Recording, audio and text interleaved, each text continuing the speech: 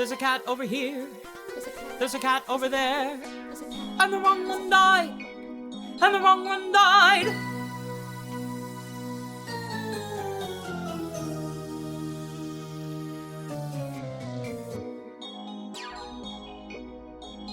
Welcome to The Wrong Cat Died, the podcast breakdown of the catastrophe. I'm your host, Mike Abrams, and today we have another amazing guest. She was Jennyanydot on the U.S. National Tour 6 of Cats before the pandemic. So welcome, Emily Jeanne Phillips, and thank you for joining me. Thank you for having me. I am excited to have a Jenny because I feel like there's a lot there. So before we get into the craziness of your cat, I would love to hear about your history with the show. When was the first time you saw it? How much did you know about it before you got cast in it? Yeah, I never saw it live. I remember as a kid watching the movie version, like the musical version. Mm-hmm. And then I used to do shows at a community theater in New Jersey called Plays in the Park. And they did Cats. And Jenny came out tap dancing. And I was like, that's me. I want to be her. And I think I was like 11. So I wasn't like old enough to audition for it. But I remember like that was one of the first musicals that I was like, I want to do that. And then I never thought that I would do Cats because they kind of stopped the touring as I got to be a professional. Like I went to college and the tours didn't exist anymore and no one was really doing it locally, like regionally either. And then they did the revival. I went in for the revival for Broadway. And then they did the tour and I went in for the tour too. So that's awesome. So you saw it as like a 10, 11-year-old, like pretty early on, to the point where you probably didn't understand a lot of the context of the show at that point. It's definitely over your head. None of it, no. Have you ever reached back out to that Jenny and said like, hey, like I got to do it? Like, do you remember anything about her? Oh yeah, I was friends with her. I did a bunch of shows. Like it was a very close community theater. And so the next like 2 years I auditioned and did shows there until I went away to college. So I was really good friends with her and her parents. And I remember telling her like, you inspired me to audition here. That's amazing. That's awesome. So, okay. And then you were essentially, you've been a tap dancer for a while. So this is like kind of a natural, like you knew that this was going to be a role. How did you get into tap? Like, how did that start? I started tap dancing when I was 2 years old. It was the first dance class I ever went to. And my dad tells the story. We went for ice cream and the dance studio complex was next to the ice cream and I saw the girls through the window and he said, I grabbed his hand and I said, Dad, I want dance. So he took me in and he thought I was going to go running away. He bought me my little tap shoes and that was it. That's where it all began. Well, you got to humor me with this. How do you teach tap to a 2-year-old? So you put the shoes on and they kind of like walk around and then like really baby tap is like you differentiate where their weight shifting is. So you'll say like tap your toe and then you come together and then you say tap your heel and then you come together and then you try to teach them like flaps and shuffles. But my first tap solo, I was 3 and I danced to Hey, You're Adorable and I did it all by myself. I competed. Wow. I'm fascinated by this because I started playing hockey when I was 3 years old and I have now seen a 3-year-old hockey game as an adult and it's like the kids can barely stand. They're like, they're just skating in circles. There's no like hockey playing. It's basically which kid can stand up long enough to get down the ice. And it's like, that's what I was, but I learned to skate when I was, and not even 2, like I learned to skate when I was 3. And it's like, I don't even remember that for the most part. I was too young to like even really register most of it. And so I'm fascinated with something tap, which is, extremely difficult at such a young age. It's kind of a cool thing to be like processing that early. I feel like when you start that young, you kind of naturally fall into it. And there's video footage. My dad used to film everything of one of the recitals of our tap dance and no one was doing it right and then he pans over to me with the video and I'm doing everything right and I'm trying to get all the girls to follow me to stay on the beat. Well, prodigy from a young age. I love it. So, okay, so you've been, tap from 2 years on, you're doing community theater. I know Cats is not, I don't think it was the first show you did, right? Was it your first professional show? No. Yeah, so you've been doing a lot of stuff. So walk me through like getting like in that audition process into a show where it inspired you early on. Like, is it more nerve-wracking when it's something that you're really passionate about, or what was that experience like for you? I think it's nerve-wracking because it's something you really want. So what's nice about it is I went to the Broadway audition and at that point I was not equity. So I went to the open call where they were seeing everybody. I think that day was crazy. I think there were like 3,000 people there. Wow. So I wasn't expecting anything. I just wanted to get into the room because I knew that Andy was going to be there. A lot of times for those kind of things, the choreographer's never there. So I knew he was going to be there, and I was like, if I can just get in front of him once, maybe something will happen. And I didn't get any callbacks for the Broadway revival. And then they did have a couple of like replacements, but I was out on other shows. So then when the tour came around, I was like, great, I've got my equity card. I can go to the ECC. I have an agent. He would get me an appointment. So I took every avenue, actually. I went to the ECC on my own. I emailed my agent and I said, I want an appointment for Jenny. I'm that cat. He was like, great. So they saw me at the ECC. I told them that I tap danced and they were like, great. Then I had an appointment to sing for Lindsay. So I sang my own stuff. Then they asked me to sing for Jenny. And then it was kind of just like all about Jenny from then on. There were like 3 or 4 more callbacks, and then we had like Cats Boot Camp. I don't know if anyone else has talked about that, but it was like a week of learning. Basically, I learned her whole number, and then we had to go one at a time. So I went through every call and every round.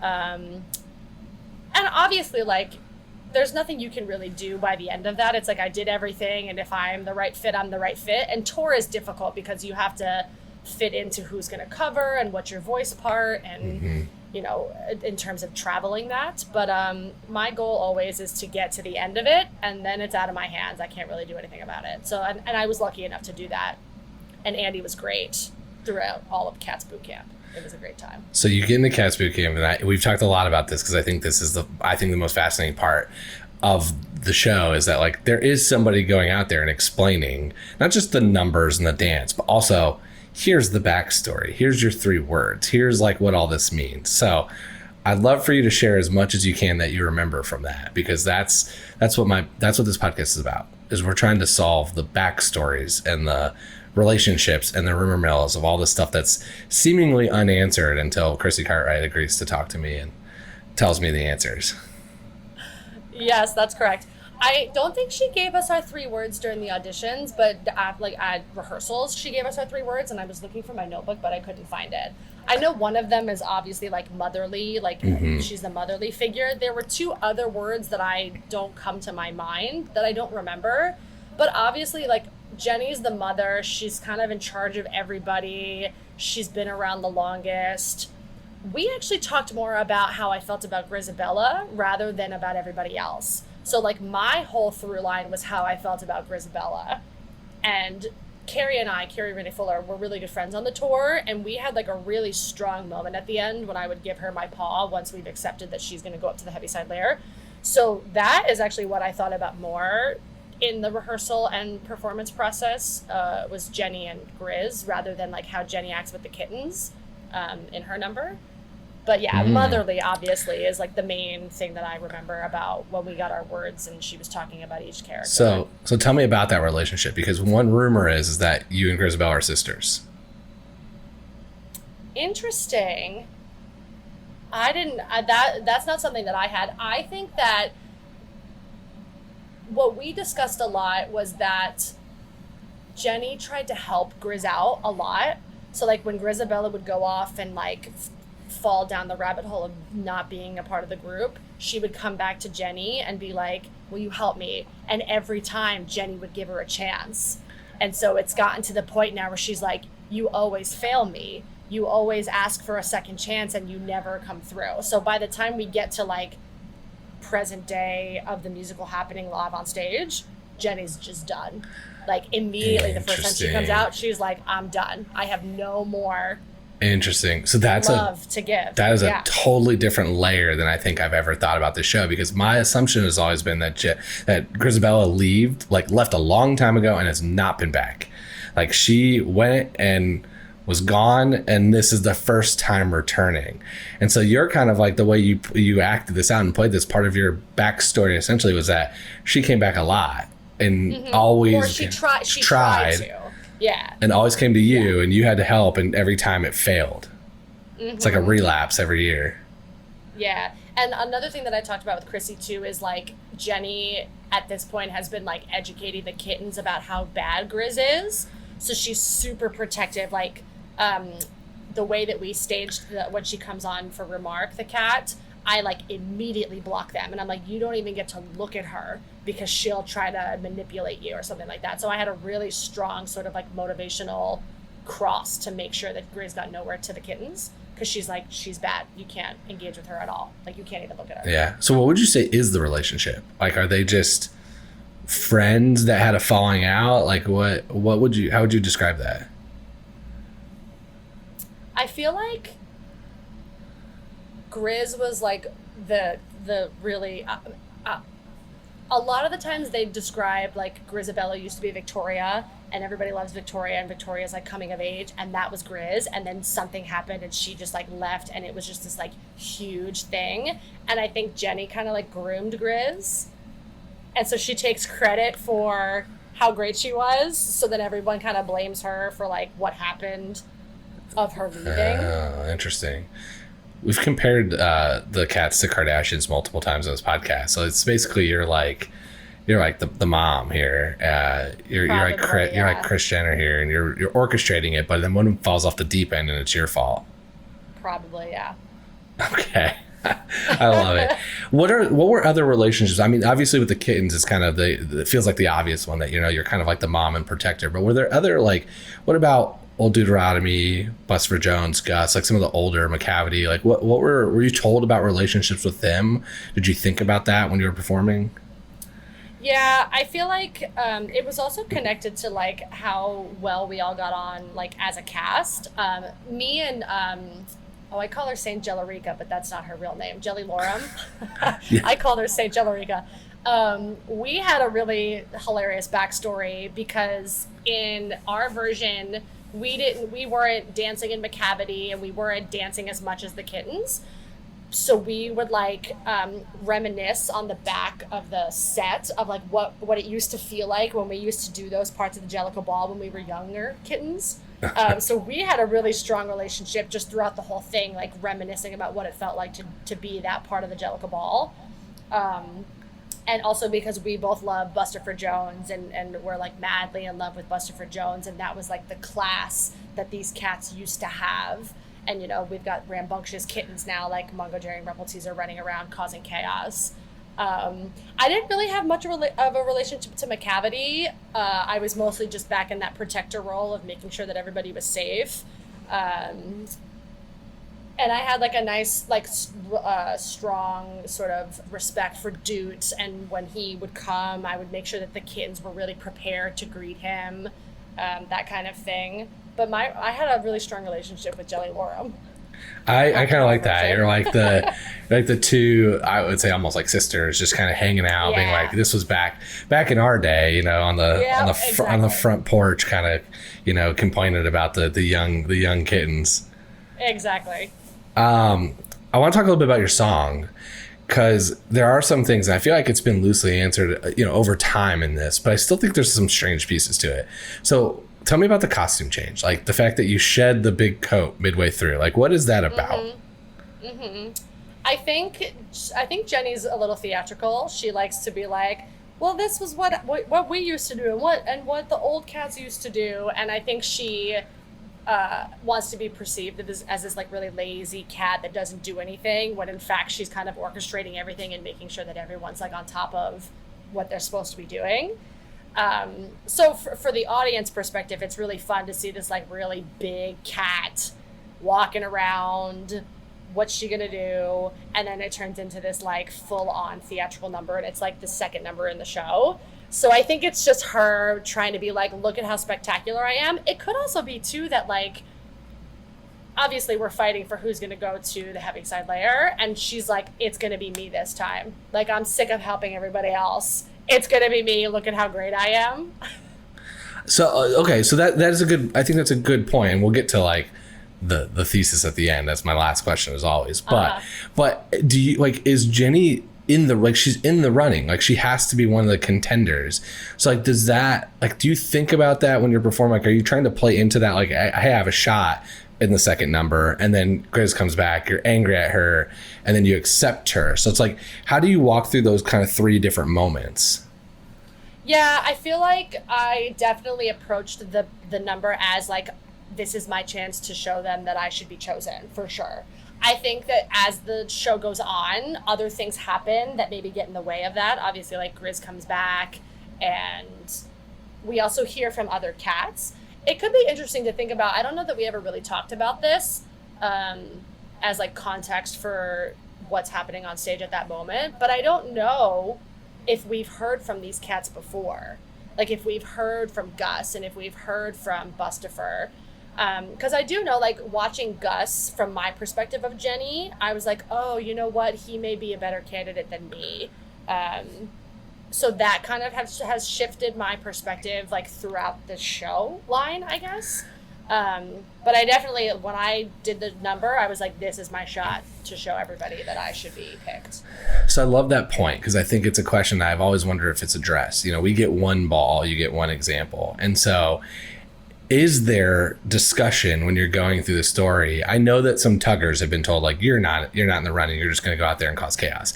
But is there discussion of, like, you are in the running and you think you're going to get it until Grizz comes back? Or you know that it's between you, Gus, and Skimbleshanks. And so, like, do you talk about that before, knowing that, like, I mean, the ending's predetermined, so it's like you go through your rehearsal knowing how it's going to come back, but it's kind of an interesting thought exercise in terms of like how you act it in the moment. Yeah, we definitely talked about it. Like, we definitely talked about, like, Jenny is 100% a top contender. Gus is a top contender. And I think other people kind of, like, sprinkle in, like, that maybe wouldn't have performed, I guess. Like, we didn't really talk about that, but I feel like, you know, because Skimbleshanks is like a younger cat, and so I feel like he kind of pops in. Obviously, like, Mungo Jerry Rumpleteazer kind of cause chaos. You talk about relationships. Jenny doesn't like Tugger. She finds him annoying. She's not having it. So, you know, Tugger comes in. Jenny doesn't think that Tugger's a contender, but it's also like, he could have been. Like, it's up for grabs. We did talk about that prior to setting the whole show. Like, Chrissy was like, yeah, Jenny's definitely a contender for the Heaviside Layer. Okay. And then what else did she tell you about that, though? Because, like, you know that you're going to lose it. Is it that she's a contender, she thinks she's a contender, and then you have to embrace her? Like, did you add the piece about you were annoyed with her coming back every year? Like, how did that part come? Grizabella? Yeah. With Grizabella? Yeah, I think... I guess we didn't really talk about the ending. We talked about just the relationship in general. And I think what happens is Jenny's opinion changes about Grizabella by the end. So, like, okay. Jenny kind of has an arc. Like, she starts off being like, I'm going to be picked for the Heaviside Layer.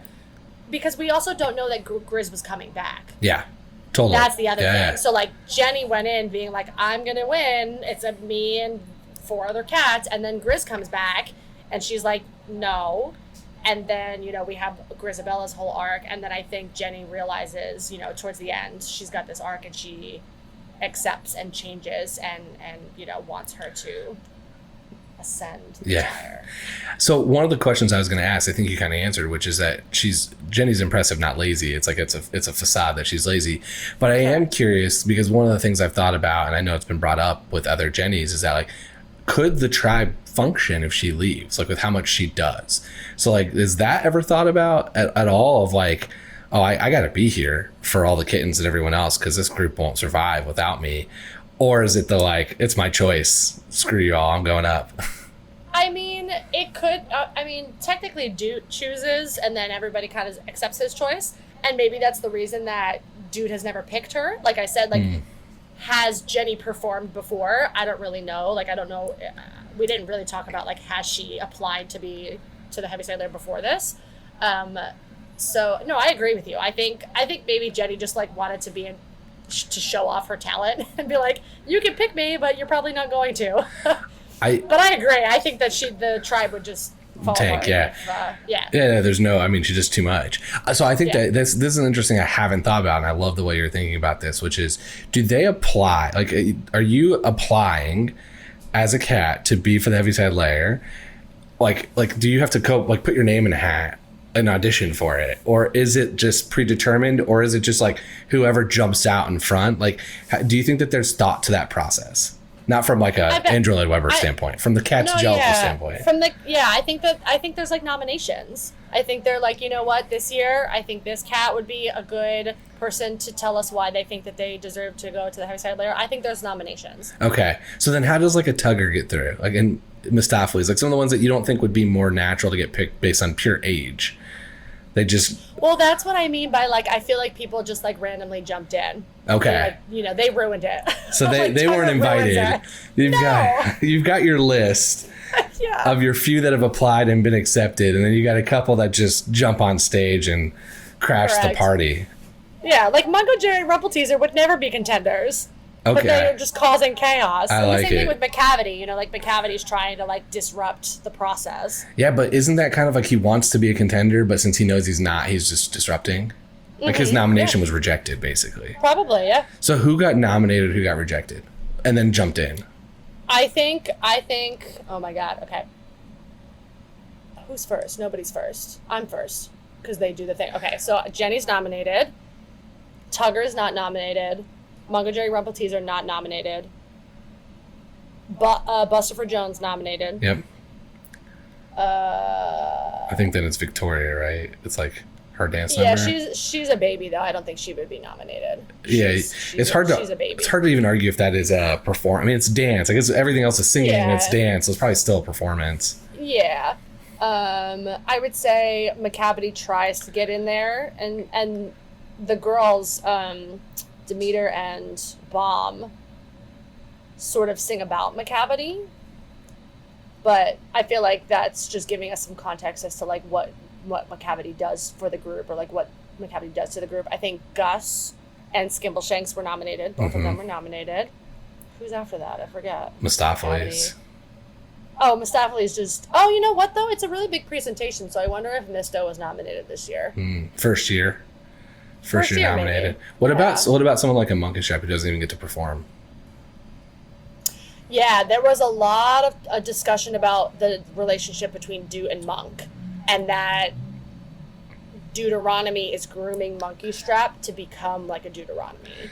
To be in charge. I find that part fascinating because I have a big question for me is Deuteronomy even an option? Like, at what point does he become the choice? Like, does he pick himself? Yeah, that's a good question. I think it would be that like Deuteronomy nominates Monkey Strap to take over, and then Monkey Strap can nominate Deuteronomy to be chosen. Okay. There was a lot. I remember I wasn't a part of that, but I remember they had a lot of discussions about that relationship. What other relationships am I forgetting about, or am I missing that you remember? I know that maybe this is not real. Like, this wasn't a Chrissy situation, but I remember saying that I thought that Rumpleteazer was my daughter. Okay. And that she got strapped in, and she's becoming like a Grizabella, and I'm very upset about it. But that's just me. I think I made that up. I like it though. I think there's a lot of like, because of Jenny being motherly, there's a lot of like, who is she the mother of? And that's like almost the rumor mill, like on the Cats fan Wikipedia page, is a lot of names.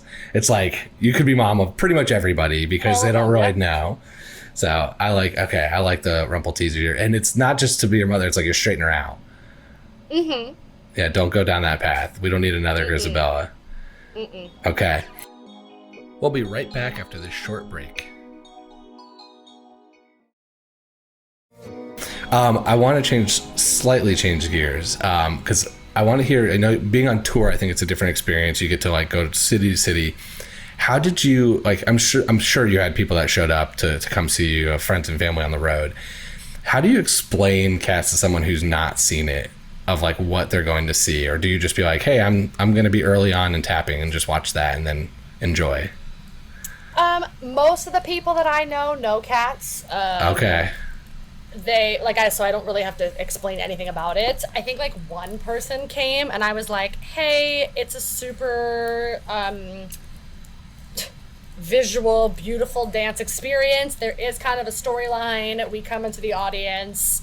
It's just a fun time. I'm the second number. And they have if I explain it like that for somebody who doesn't know or doesn't like Cats, they have a great time because they just like think of the whole night as an experience as opposed to like trying to dissect what's going on.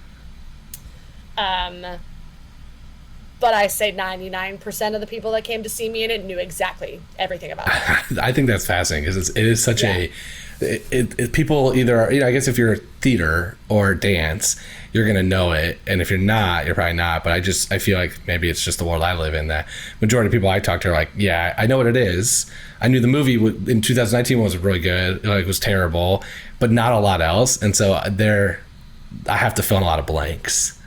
Mm-hmm. So I kind of love that you didn't have to. That's great. So you just are. So are they mostly all like enthusiasts? Like they love the show? Because it's definitely polarizing. Yeah, I wouldn't say that they love it, but they would go see it if I was in it, kind of thing. Yeah. But also like all my friends and family are theater people, so makes it a little easier. They're like, great, cats. Yeah. They also understand like the history of it. Like it's an epic show to be a part of, and like the dancing, and like it's a spectacle. And I think if you just go in with that lens, it's a fun night. Yeah, I strongly encourage people not to go in with the way I did, which was trying to figure out the plot. Correct. That was a mistake, and it's really dramatically changed my life. I do want to talk a little bit before we go into rapid fire and talking about the obvious debate here we have to still go. I saw you've done some really cool things on TikTok, especially with your tap dancing. So I would love to hear just kind of how you started doing it, how you like have kept up on it, like is it for fun? Is there plans with it? Like it's really cool to see because you just do these really cool tap numbers. Yeah, so I started doing it in my dad's basement at the top of the pandemic, just as a way to keep dancing, because I was severely depressed and I was like, I need to do something.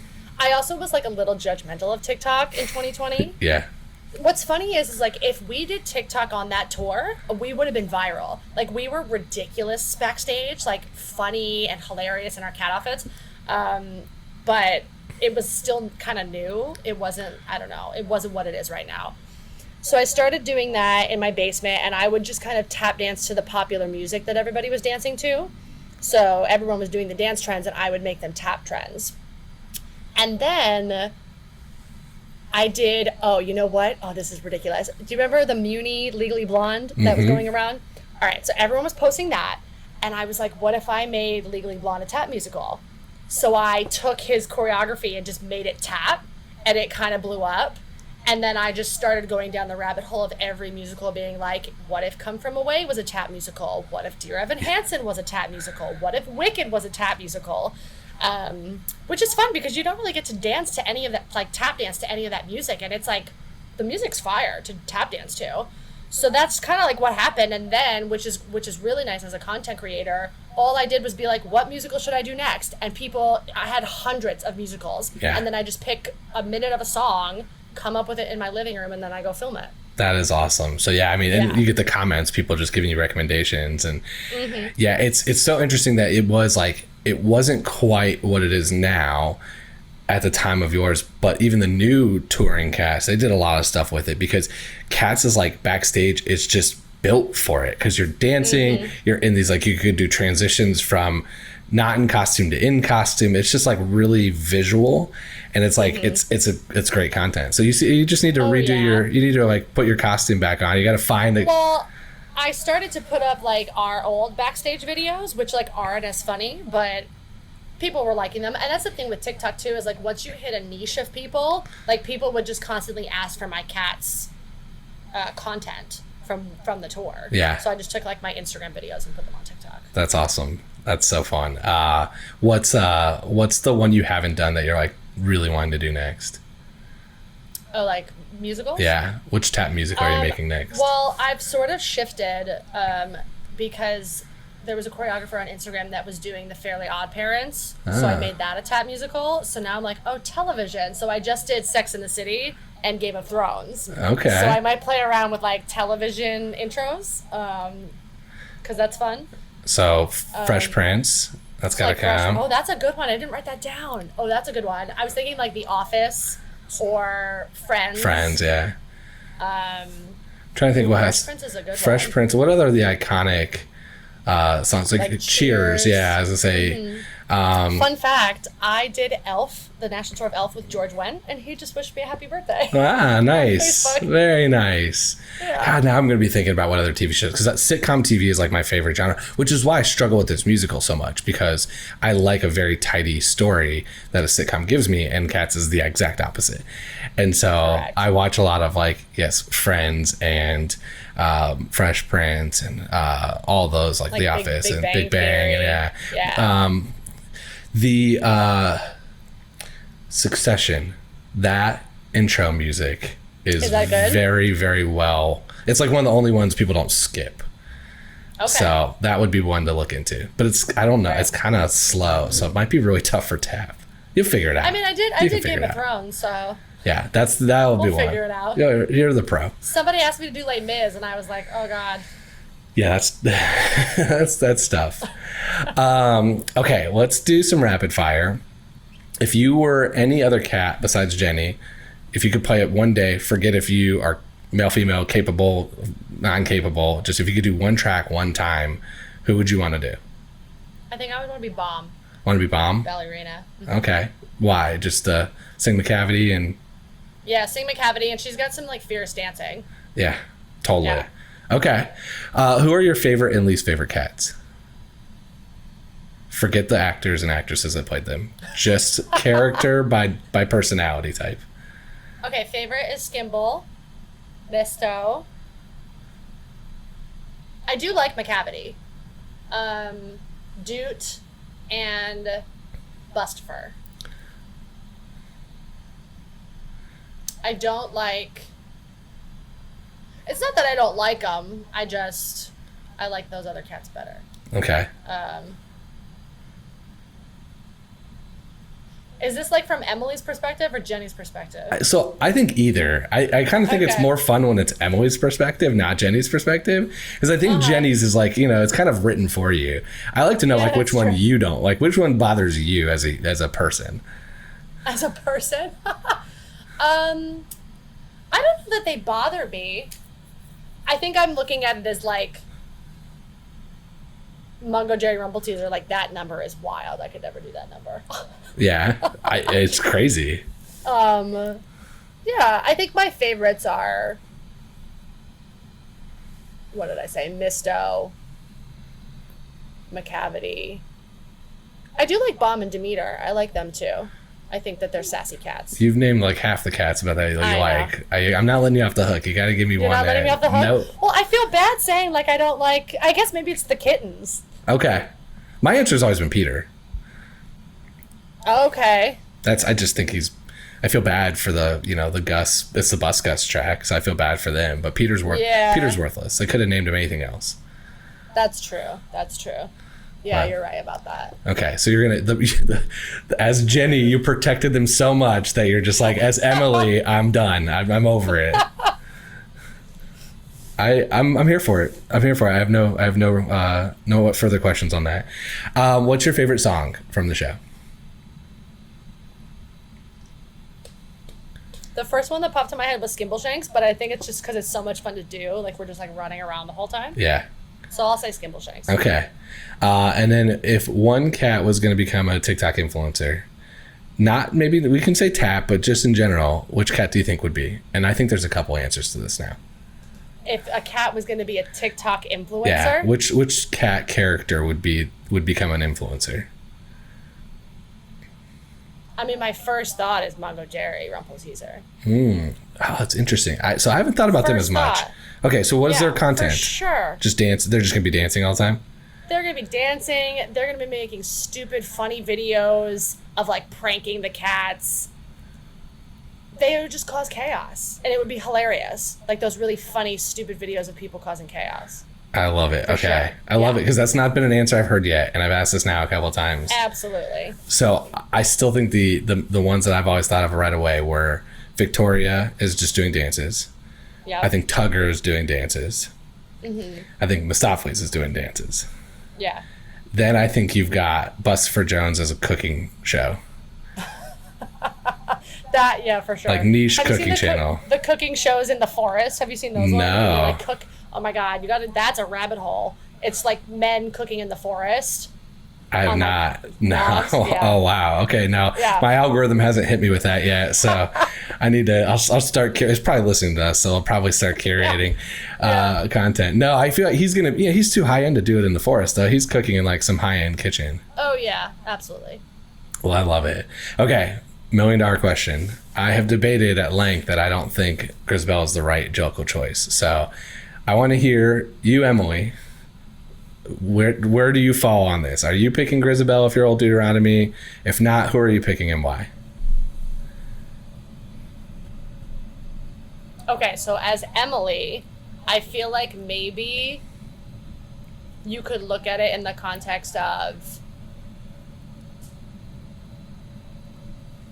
potentially Gus, because he's lived a nice, healthy, long life. He's, done a lot of stuff. He was the theater cat. He does his big number, and he's sort of ready to go. That's logical.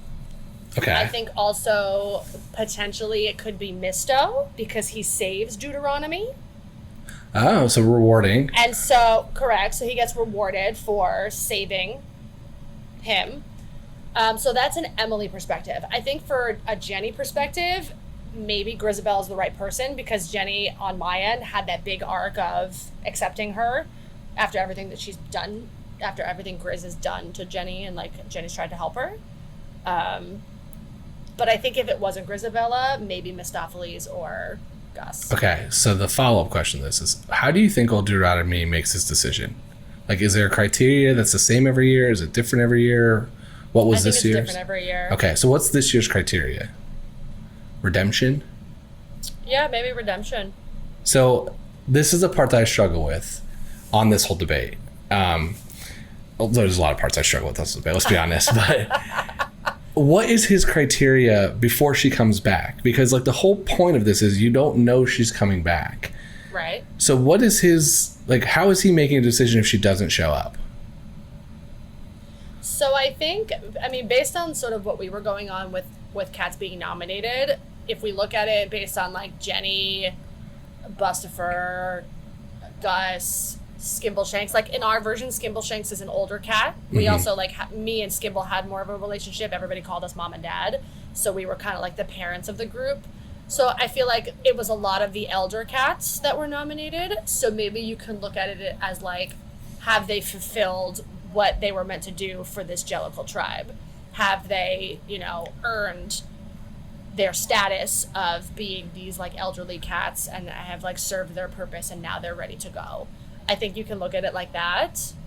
Pre-Grizabella, we don't know she's coming. Obviously, we've discussed Misto kind of jumps in there. Mungo Jerry, Rumpleteazer kind of jump in there, and Tugger kind of jump in there, and McCavity kind of jumps in there.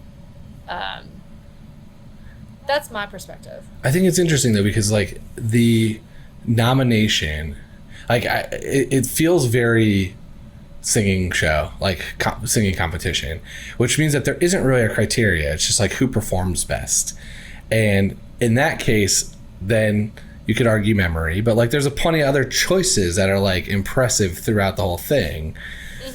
So it makes me think that that's not the answer though, and that it is a lot more of the story arc that goes with the performance. And that's where I've like really struggled with Grizabella, because the redemption story should be you get to stay with the tribe for one more year and you can go next year after you've now spent time, like we welcomed you back, hang out with us. We're happy to have a healthy, happy Grizabella. But if she doesn't even come, I'm still unclear of like how old Deuteronomy is deciding. Like it seems like there's some contenders for sure, but has he decided he wants most worthy, who's helped the most, who's fulfilled their life most? Because that's a different answer for each one. Yeah, that's true. I don't know. I feel like it maybe could have started at a particular way. Like it was going to be either like who gives the best performance or who has fulfilled their sort of destiny within this tribe. And then it all changes because Grizabella comes back and he's like, you know what? You've been through a lot. You deserve some rest. Yeah. I struggle with that. I just struggle with her returning after clearly such a challenging past and being immediately rewarded with what seems like the highest honor possible for this cult. Yeah. That's where I struggle. Agree. I agree. And I feel like too, I don't know like what other cats' perspectives are, but like we can accept her but also be like, we just threw down our performances and you just get to go right up into the Heaviside layer. Yeah. Which is then, because I really haven't thought about this until now, like, have these cats had the opportunity to perform before? Do you get the opportunity to perform next time? Like, I don't know, you know? Like, if you get to just apply every year, then, okay, it's not a big deal. But if this was your only year to try to get to that, then it's like, okay, well, that kind of sucks. I like it, yeah. Or if you're, you know, if it's really between you, Gus, and Skimble, you know, like I can give like an 85% performance and I'm probably best, and then all of a sudden you throw in a wild card that's not supposed to be there. You might have practiced your performance more. Yep. It seems unfair. I agree, yeah. I love it. So if you're choosing between Gus and Misto, I'm gonna say Gus. You're gonna say Gus. So you're team Gus. Okay. This has been super fun. I want to hear how can we stay in touch with you? How can people watch the Tap on social media? Tell us how we can stay up to date with what you're doing. Yeah, all the social platforms, Instagram. I put all my TikToks on Instagram now, so if you don't have a TikTok, you could still watch them on Instagram Reels. Yeah, so my Instagram's Emily Jeanne 4. My TikTok's just my full name, Emily Jeanne Phillips. And then I also have a cute little tiny YouTube channel, which is more like day in the life stuff of like what it's like to be auditioning in New York City. But yeah. That is a currently trending TikTok right now, is audition stories, has been popping up a lot. It's wild, yeah. Yeah, very, very interesting. I've run into a couple of them. As someone who doesn't audition for anything and has no knowledge of the process or any of it, it's kind of fascinating to listen to. Oh yeah, it's a really interesting outside perspective because it's, you know, you're trying to get a job, so it's like job interviewing but performing. Yeah, a totally different way. Well, this has been so amazing. Thank you so much for being an awesome guest, bringing some new thoughts. There's a couple of things that we have not discussed before, which is why this podcast still goes, because every time I learn something new and pick up a new way to think about this show. Yeah. Well, this has been awesome. So thank you, Emily, and thanks everyone else for listening to this episode of The Wrong Cat Died, the podcast breakdown of the catastrophe. To follow along, you can subscribe on Apple Podcasts, Spotify, Stitcher, or anywhere else you listen to podcasts. Follow us on Twitter, Instagram, and TikTok at The Wrong Cat Died, or check out our website, thewrongcatdied.com. Okay.